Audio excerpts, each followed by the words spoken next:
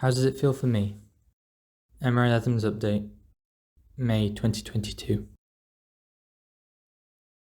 Adam, could you tell us about your experiences of carer support services in the last month?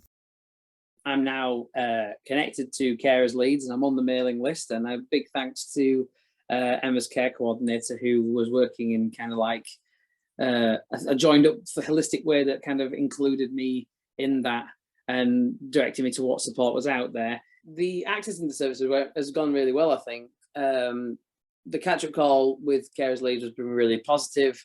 Went through what is out there and what support's available in terms of groups, and how accessing the groups would work. And they also told me about a carers grant that they do, it's called Time to Care, and which gives some money to carers. You can apply for it like once every 3 years or something, and it gives you kind of like something for your well-being, because if you're keeping well, then you can look after your caree on well, because you're doing okay yourself.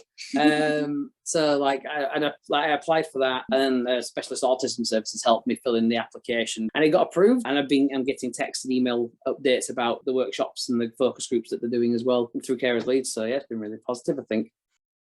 Were there any challenges accessing support services? I've been finding out about these groups and stuff that's available, like support groups, but I can't attend any of them because they're always during the day, during where I'm working. So I haven't been able to attend one yet. It'd be great if there was alternative options or flexibility to attend, maybe once every 3 months, and one in an evening, or at a different time, so that it might open the door to some other people as well, because I imagine I'm not the only person in a similar situation. I haven't been offered any digital services from a carer support point of view. The application for the grant was online, and that was fine. But in terms of like the support groups and stuff, they are held physically.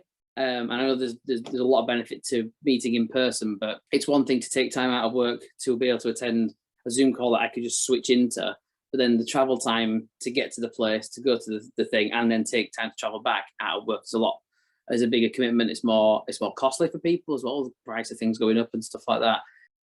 What one thing did you really value this month?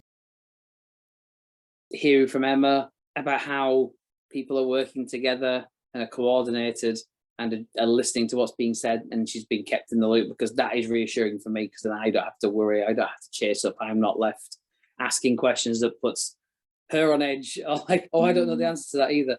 So it was just like, I can just go on with the caring stuff, or the kind of day-to-day stuff, rather than having to try and coordinate that extra stuff as well, or figure out what's going on with it. So I'm like, she's able to keep me in the loop because she's in the loop, and that's reassuring, because obviously I'm not involved in every conversation or session.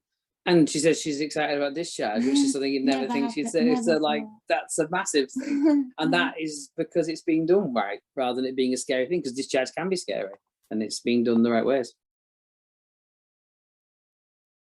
Thanks to Adam for sharing his story.